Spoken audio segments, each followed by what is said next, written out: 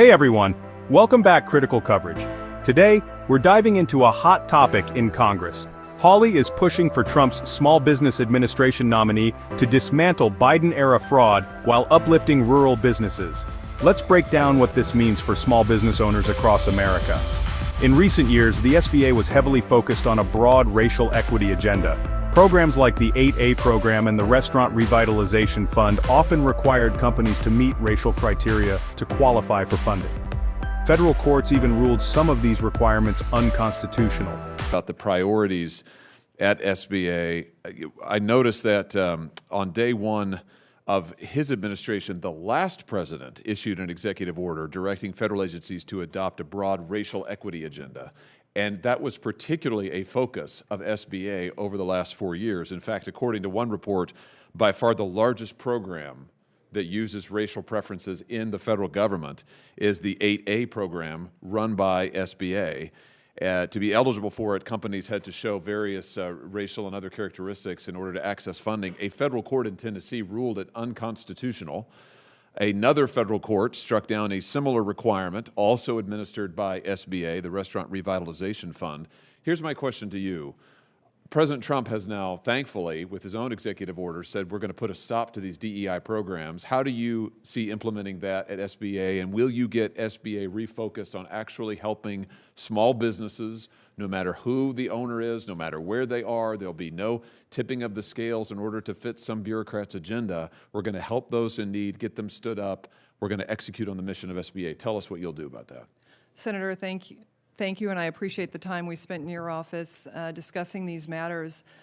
Importantly, President Trump's EO overturns a divisive and illegal DEI program that was spread throughout the government, and particularly within the SBA. This will allow us to reduce the burdens on small business for costly implementation of needless programs. But moreover, I think the best way we can serve small businesses is making SBA lending available to all who qualify, as opposed to picking winners and losers and pitting Americans against one another. So you have my full commitment that we will root that out and make sure that it is broadly available to all who qualify. Now, with a new executive order reversing these policies, the aim is to refocus the agency on helping small businesses, regardless of race. The goal is clear. Stop tipping the scales to fit a bureaucratic agenda and make sure that every American entrepreneur gets a fair shot. Hawley praises President Trump's decision to overturn what many see as divisive policies.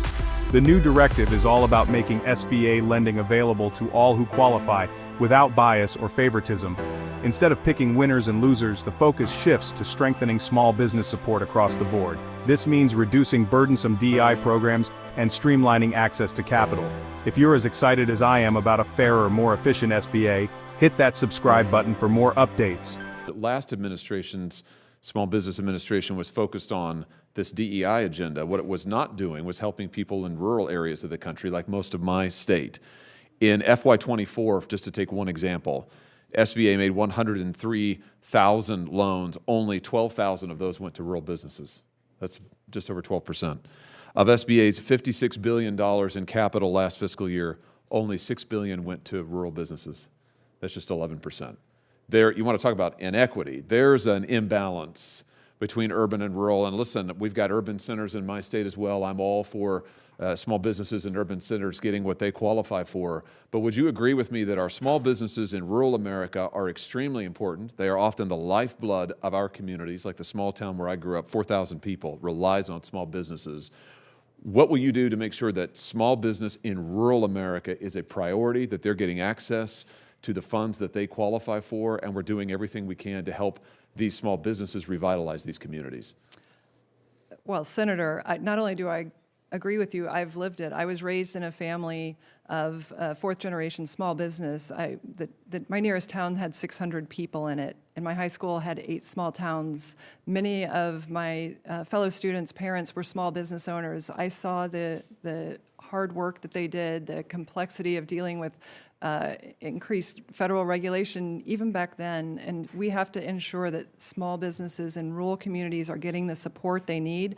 I understand it firsthand, and I know that we can do better, and we will do better, because this is an area that we can grow in terms of, bringing manufacturing, made in America again, can come back, driven by rural America, and paying attention to people that have been forgotten about. That's what President Trump does. He remembers the forgotten men and women working so hard in this country to make it work. Fantastic. Well, I welcome your focus on this. I look forward to working with you. One of the major criticisms of the previous administration was the neglect of rural America. Despite being the lifeblood of countless small towns, rural businesses received just over 12% of SBA loans and only 11% of its capital last fiscal year.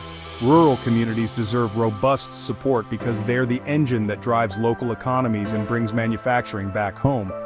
Let me ask you just about fraud and waste and abuse, and you've talked about this some. I think your answers have been very heartening. You remember, in fact, you referenced it at the height of the pandemic. Congress enacted the so-called CARES Act to provide very necessary relief to millions of Americans.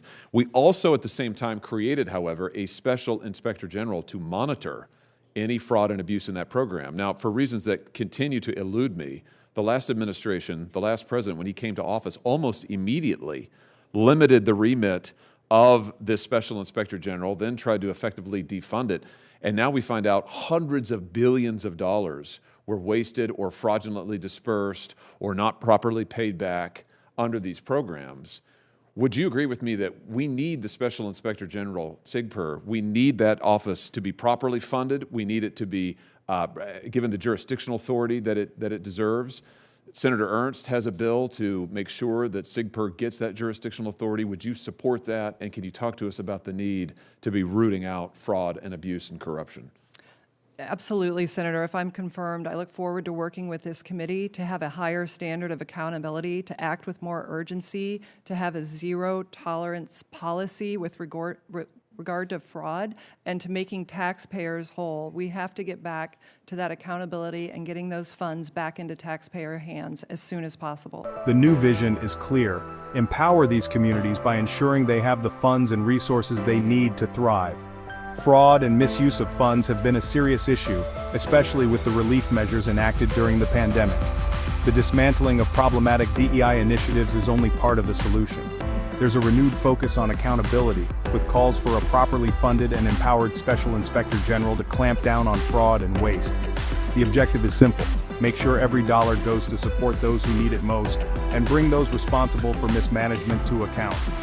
Hawley's vision for a revamped SBA is all about fairness, accountability, and giving every small business, especially in rural America, a fighting chance. It's a bold move that could reshape how our government supports entrepreneurs nationwide. What do you think about these changes? Drop your thoughts in the comments, give this video a like, and don't forget to subscribe for more deep dives into the issues that matter. Thanks for watching, and I'll see you in the next video.